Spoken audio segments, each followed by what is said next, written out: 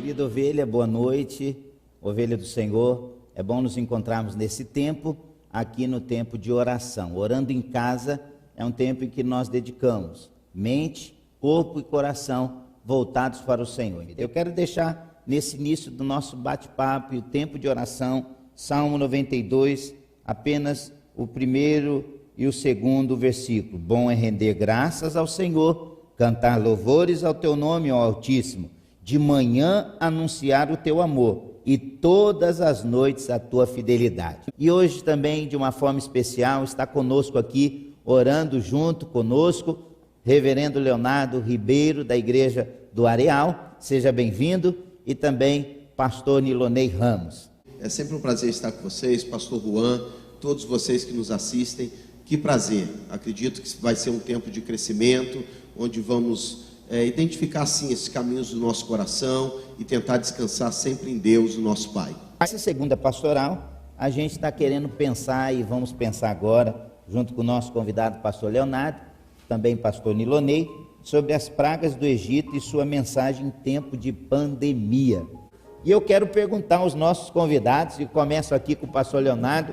Pastor Leonardo, fala um pouquinho desse contexto para quem está em casa, relembrando aquilo que muitas vezes já folheamos, como que era, qual era a condição desse povo, um povo que chega como uma pequena tribo, um pequeno grupo familiar, e agora nós nos deparamos com quantas pessoas e que tipo de opressão eles estavam e o que Deus faz em relação a esse povo, porque ele sempre foi o Deus do seu povo. Bom, interessante que eles estão agora numa quantidade de 600 mil homens, né, fora as crianças e mulheres, mas eu fico olhando assim para o texto, relendo hoje o texto de Êxodo, eu fiz 4 anotações. A primeira era para justamente mostrar o poder e o domínio de Deus sobre os deuses egípcios. As 10 pragas tinha, de certo modo, uma idolatria, um endeusamento desse objeto qual Deus se manifesta sobre, começando ali pelo Nilo, né, que era também uma entidade para eles. É interessante que no capítulo 6, Deus, ao falar com Moisés, ele diz que ele anunciaria que Deus era o El Shaddai, né, o Deus sobre todos os deuses, e essa configuração é muito clara.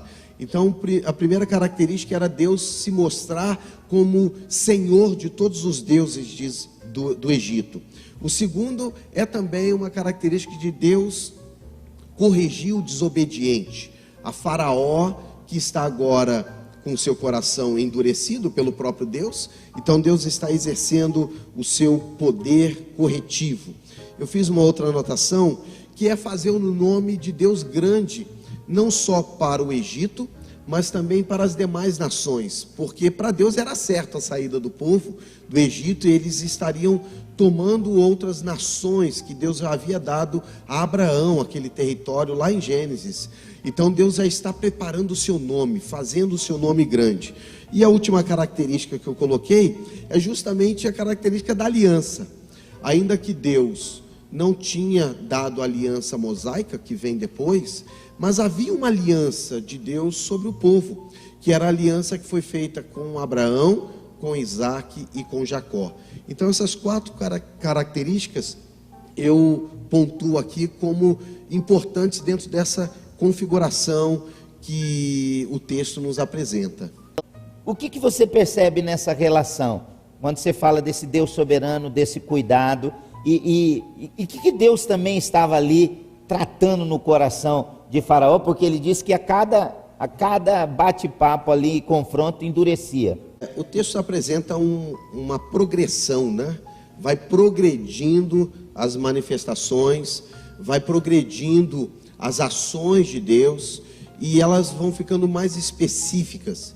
E como você citou, pastor Ricardo, eu acredito que a questão da aliança vai sendo mais evidenciada, onde ocorria e todos passavam pela circunstância, vai chegando um momento que há uma diferenciação entre daqueles que faziam parte da aliança, né? Nesse caso ainda, como eu já citei, aliança com os patriarcas lá, com Abraão, Isaac e Jacó, e depois começa a ficar mais específica ainda quando é selado um pacto ainda maior, que é a questão do Cordeiro, em Êxodo capítulo 12.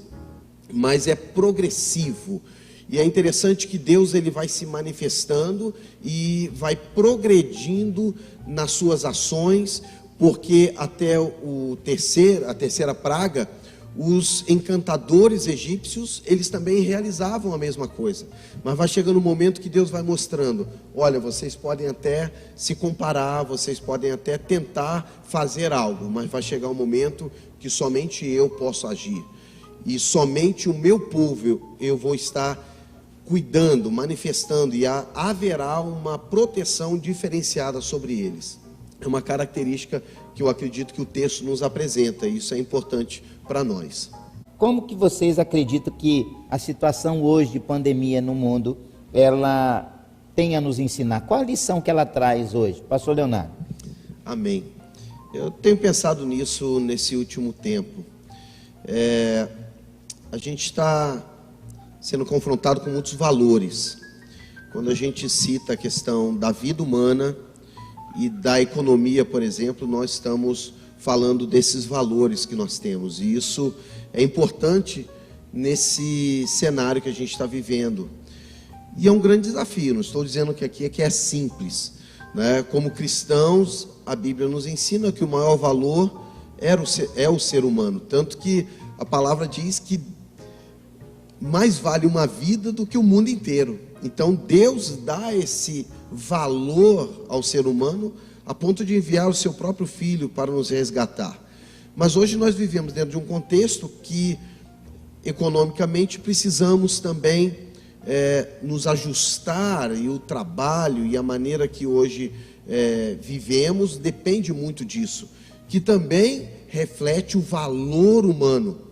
Então a gente está dentro dessas questões de valores, e a gente precisa pensar nesse momento, ou após esse momento que vamos sair dessa situação, qual é o significado que temos diante de tudo isso, porque hoje, para resolver isso, vai ser um grande desafio. Nós estamos diante de um grande quebra-cabeça, mas eu acredito que a gente está entrando num momento de ressignificação, de ter um significado novo para a nossa vivência, a nossa maneira de viver.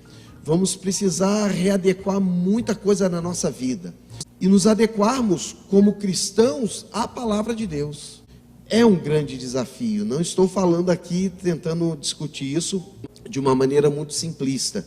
Eu acredito que nós estamos vendo hoje somente a parte de cima do iceberg. Nós temos toda a camada de baixo dentro dessa complexidade que vamos ter que resolver daqui para frente. Como igreja, por exemplo, nós precisamos rever isso. Hoje estamos cuidando das pessoas online, remotamente. A gente vai ter que ter um valor diferente quando voltarmos a nos reunir. E entender que pode ser aquele encontro, o último encontro que a gente vai ter novamente, porque não sabemos o que vai vir aí. Então nós estamos num momento de ressignificação. Nós teremos hoje que entender o que é o centro da nossa vida, colocar no centro aquilo que realmente é importante e conseguir ajustar isso na nossa história. Então hoje o mundo não vai ser igual após essa pandemia, mas o olhar bíblico é fundamental nesse contexto, o olhar bíblico e o olhar humano, porque a Bíblia fala desse homem e desse significado. Então hoje, para esse momento que estamos vivendo, nós precisaremos dar um novo significado à nossa existência. E nós vamos ter que olhar esse ser humano de forma diferente, porque hoje nos deparamos que o maior significado que nós temos são as pessoas. E que as pessoas são limitadas, porque um vírus está matando muita gente. E quando olhamos para isso, não podemos deixar de olhar para Deus, o autor de toda essa história, segundo o cristianismo, e o qual nós acreditamos, que hoje tudo isso nos faz olhar para Deus novamente, o valor que esse ser humano tem para Deus, a ponto de Deus enviar o seu Filho para nos resgatar, para nos dar perspectiva de futuro. Eu acredito que é um olhar que precisaremos ter hoje. E eu encerro com a última pergunta, e aí é para os dois, se bate bola aí. Quando a gente pensa em intercessão, é importante valorizarmos o permanecer e o insistir. O que a pandemia nos ensina hoje? O que ela nos pede hoje? Eu gosto muito da configuração bíblica que fala da aliança. A gente está falando de uma intercessão que acontecia, que Deus agia, trazia a graça e o favor dele, mas Faraó não estava dentro da aliança. Ele não quis e não desejou fazer parte disso. E eu queria dar uma frisada nesse aspecto que para mim é muito fundamental, de estar numa aliança, de estar conectado com Deus numa aliança, por meio de Jesus hoje para nós.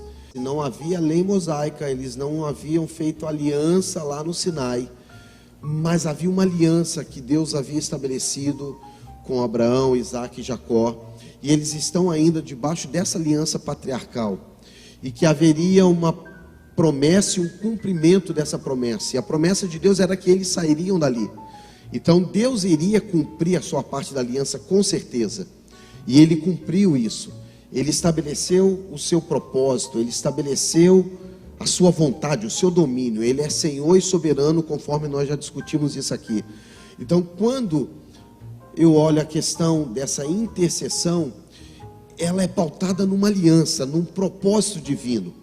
E eu tenho falado isso nos últimos meses, de estar dentro do propósito de Deus. E a gente vê que está tudo convergindo, mas tudo isso não está apenas no domínio humano, está dentro de um controle, um domínio de Deus, e tem um propósito dele dentro de uma aliança. Por isso eu falo do ressignificado que nós precisamos hoje ter e olhar. Nós temos uma aliança maior do que essa aliança temporária que nós estamos vivenciando. Nós temos uma aliança com Deus que vai cumprir o seu propósito sobre a existência humana e sobre esse mundo, essa terra. Muito obrigado, pastor Leonardo. Fica essa palavra para você. Deus espera de nós um posicionamento. Eu creio que Ele está nos dando uma rica oportunidade. Obrigado você que esteve conectado conosco. Obrigado aos nossos amigos aqui.